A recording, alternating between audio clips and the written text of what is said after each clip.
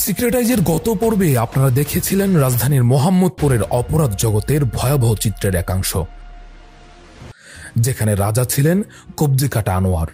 আনোয়ার ইতোমধ্যে গ্রেফতার হয়ে জেলখানায় আছে। আমরা আপনাদের কথা দিয়েছিলাম আনোয়ারের পেছনের শক্তিগুলোর সাথে পরিচয় করিয়ে দেব। আনোয়ার গ্রেফতারের পর তার পেছনের শক্তিশালী চক্রের সন্ধানে নেমেছে আইন শৃঙ্খলা বাহিনী। টিম সিক্রেটাইজ এ বিষয়ে কথা বলে র্যাব 2 এর সিনিয়র এএসপি খান আসিফ তপুর সঙ্গে। কবজি কাটা আনোয়ারকে ধরার পরে বিভিন্ন মাধ্যমে যে সংবাদগুলো আসছে যে পিছনের ব্যক্তিগুলো কারা বা পিছনের ইন্ধনদাতা কারা, এই বিষয়ে আমরা তথ্য সংগ্রহ চলমান আছে এবং যথাযথ তথ্য এবং আরো কনক্রিট এভিডেন্স পেলে আমরা তাদের বিরুদ্ধে ব্যবস্থা গ্রহণ করব।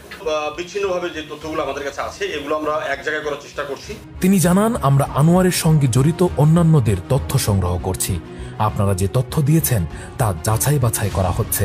আমাদের লক্ষ্য মোহাম্মদপুরকে অপরাধ মুক্ত করা।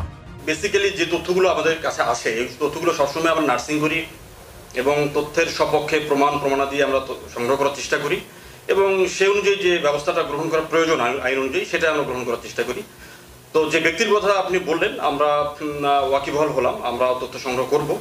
যদি আসলেই যে অভিযোগগুলো আসছে এগুলো সত্যতা থাকে তাহলে কর্তৃপক্ষের সিদ্ধান্ত অনুযায়ী এবং আইন অনুযায়ী ব্যবস্থা নেওয়া হবে। স্বস্তি আমরা কখনো স্বস্তিতে থাকি না। আমার ধারণা এখানকার মানুষ আমাদের অভিযানের যে সাফল্য এই সাফল্যের কারণে স্বস্তিতে থাকবে, বাট আমরা কখনোই স্বস্তিতে থাকি না। অর্থাৎ আমাদের যে স্যাটিসফ্যাকশন যে বিষয়টা এটা আমরা কখনোই স্যাটিসফাইড না যতক্ষণ না পর্যন্ত এখানকার ক্রাইম জিরোতে চলে আসে। এরই মধ্যে সিক্রেটাইজের অনুসন্ধানে আরো কয়েকটি নতুন নাম উঠে এসেছে, যাদের বিষয়ে কাজ শুরু করেছে র্যাব। আইন শৃঙ্খলা বাহিনীর কর্মকর্তারা আশাবাদী এই চক্রের মূল হোতাদের খুব শীঘ্রই আইনের আওতায় আনা সম্ভব হবে। কাদের কারণে এই অপরাধের ঘোড়া লাগামহীন ছুটছে এটাও স্পষ্ট হবে আমাদের আজকের প্রতিবেদনে। সুতরাং আজ আপনাদের দেখাবো এই আনোয়ার তৈরির কারিগর কারা। আনোয়াররা থমকে গেলে কারা আবার শক্তি যোগান। আনোয়ারদের যেখানে শেষ সেখান থেকেই শুরু সেই সব মাফিয়াদের। এমন একটি নাম কালা মনির। পুরো নাম মনিরুজ্জামান মনির ওরফে কালা মনির। সিক্রেটাইজের অনুসন্ধানে তথ্য আসে মনিরুজ্জামান মনির দীর্ঘদিন রাজনীতির ছত্রছায়ায় ভূমিদস্যুতা, চাঁদাবাজি, মাদক ব্যবসা ও টেন্ডারবাজির মাধ্যমে আতঙ্কের রাজত্ব কায়েম করে আসছিল। মোহাম্মদপুর, আদাবর ও ঢাকা উদ্যান এলাকায় তার দখলদারি সক্রিয় ছিল। আনোয়ারের মতো শুধু কবজি কাটার সাহস থাকলেই মনির হওয়া যায় না। এদেশের মাফিয়াতন্ত্রের সুরমা চোখে লাগাতে হলে রাজনৈতিক শেল্টার লাগবেই। মনিরের এই সুবিধাটা ভালোই ছিল। স্থানীয় রাজনীতির আশ্রয়ে মনির প্রভাবশালী ব্যক্তিদের সঙ্গে সখ্যতা গড়ে তোলে এবং দ্রুতই অপরাধ জগতে প্রবেশ করে। 2019 সালে 33 নম্বর ওয়ার্ড কাউন্সিলর তারিকুজ্জামান রাজীব গ্রেফতার হলে মনির কিছুদিন আত্মগোপনে গিয়ে আরও শক্তিশালী হয়ে ফিরে আসে।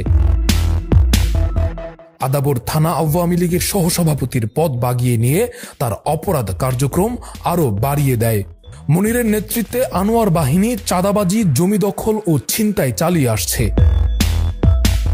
দেশের নারীরা অগ্রগামী হচ্ছেন, কেউ কেউ সফল উদ্যোক্তা হচ্ছেন। তাহলে এখানে নারীরা কেন পিছিয়ে থাকবেন?